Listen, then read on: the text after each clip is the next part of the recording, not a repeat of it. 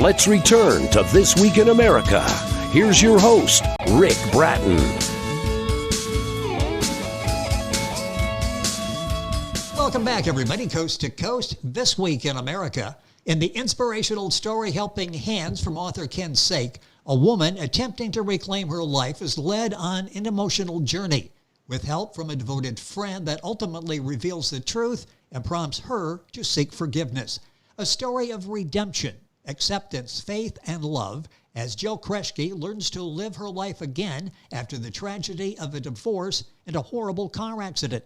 Ken is a committed Christian who retired after 31 years of teaching social studies to pursue writing, fiction, and poetry. To date, he's published 3 novellas and 2 novels, Baggage Burdens and The Caretaker. Ken currently resides in Edmonton, Alberta, Canada. Ken Saik, author of Helping Hands, our guest on This Week in America. Ken, welcome to the program. It's great to have you with us. Thank you. It's nice to be here. What a nice little second career you've carved for yourself, and you're very good at doing this. The writing, this really is an interesting story you put together, so well received, an inspirational story. Where did this idea for Helping Hands come from? What was the idea for this? Well, I was at a church-sponsored family conference, and I noted a woman who was just overjoyed in talking with a bunch of children.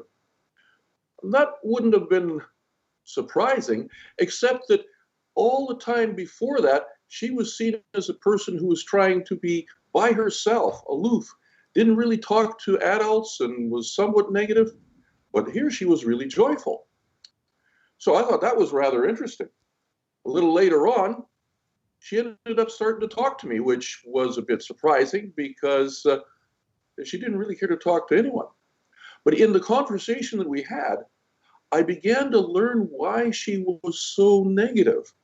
It turns out that in her years at high school, she had to put up with a father who was alcoholic, and he'd been beating her. So she had some real negative impressions about people, particularly males. Yes. And so it was ironic that she was talking to me and hearing something so personal. You know, it's interesting how things began. The concept for the book began at that point. Just the main characters, Jill and then Bill Weinchuk, very briefly talk about them. And then I'm going to ask specifically about one of the characters. Give me a little bit of background on the 2 main characters. Well, I gave you a little bit of information about Jill. That business of her being negative was more stimulated from a fear. You can understand if you've got a father who beats you up, you're certainly going to be afraid of males. But she was also afraid of an awful lot of other people who might take advantage of her. Now, she ended up meeting this character by the name of Bill because she'd gone to a family conference, and she just ended up having a conversation with him. And surprisingly enough, he felt quite comfortable with her and ended up sharing some rather personal things that was happening in his life that she thought was rather risky. So that kind of trusting attitude rubbed off a little bit on her, and she started kind of revealing a few things with him. So from that point on, she began to connect with him. But it was a connection that, while she enjoyed, she later on had a bit of a regret on. She had introduced Bill to her family and to her husband, and to her delight, Bill and her husband got along really well. Actually got along so well that she found out through her husband, who had divorced her, that Bill was siding with him. Well, that kind of betrayal just kind of threw him out in the garbage. Oh, yes, yes. But anyway, he in a sense, he redeemed himself because when she had the car accident, he was the one who was always there visiting her and cheering her up. So she was kind of, I like him, but I don't think I trust him. And so that's kind of the connection she had. She had to develop a new connection and relationship with him. And later on, he actually questions her about, do you trust me? Which was exactly the kind of thing she didn't want to have asked of her, because she didn't. Exactly. The book is Helping Hands, and the author is Ken Saik. And if you're Googling that, that's Saik. You'll find the book at the usual places. I'll send you to stratton-press.com. All this available on our website, thisweekinamerica.us. It's interesting what Jill went through. Her grandmother, Julie, Jill's niece, Joseph, Jill's husband. She really was reluctant to take them in, but she did, to an extent, Bill, didn't she? He was more successful than the others close to her were. He was, and part of it comes from something that I learned from this woman, and that is, if she doesn't want to be helped, you just aren't going to do it. So part of it was timing, but another part is perception. From Jill's perspective, everybody had an agenda.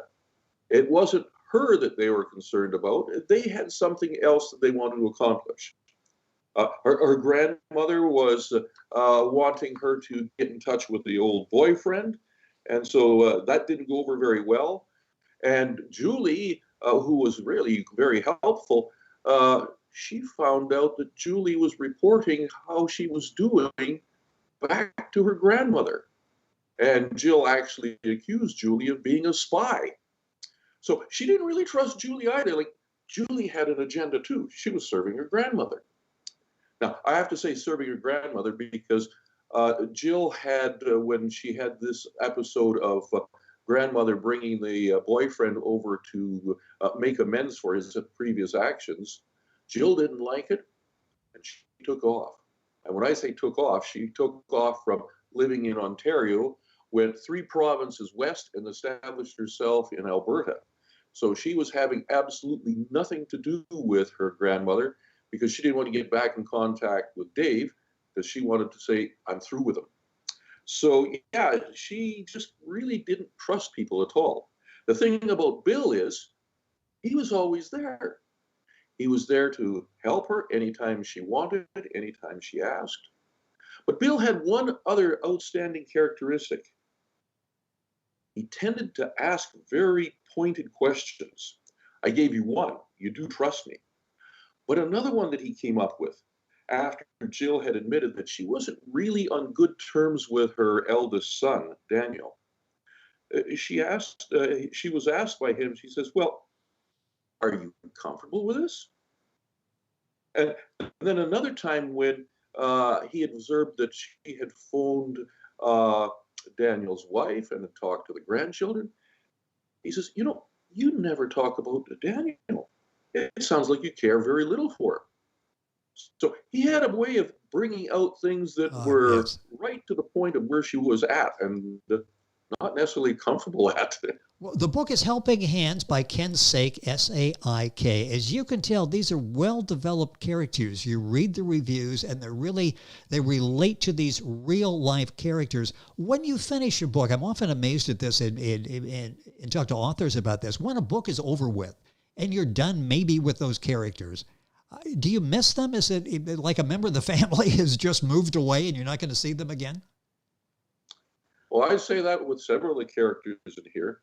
One of them is Josie, the grandmother. Now, that grandmother was really admired by Jill, and rightfully so, because when that grandmother set her mind to doing something, it got done. She had connections, she had money, she had the personality that said, you want to serve and do what this person's asking. So she was a really admirable person.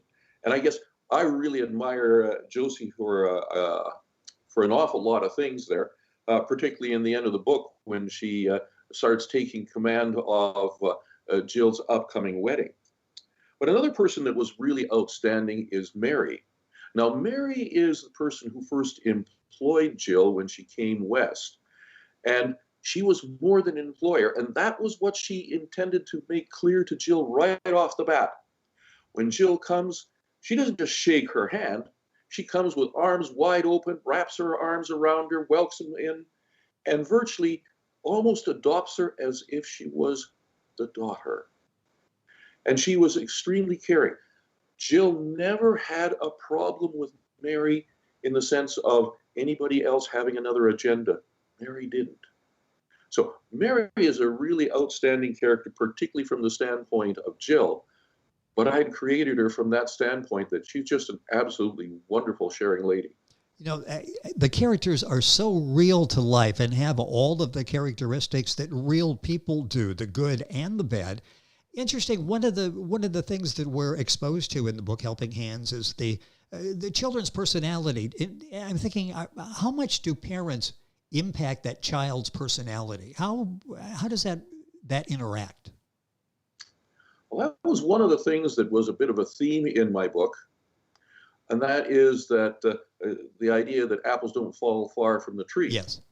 For example, Jill had a really interesting talent from the standpoint of being creative, only she was a behind the scenes type of person. So in a drama, it was creating the scene and the mood and everything else.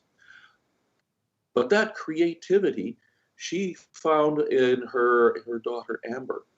It wasn't in the area of drama, it was in the area of painting. And so she encouraged that creativity in her daughter to the point where she became an outstanding person. But she did the same thing for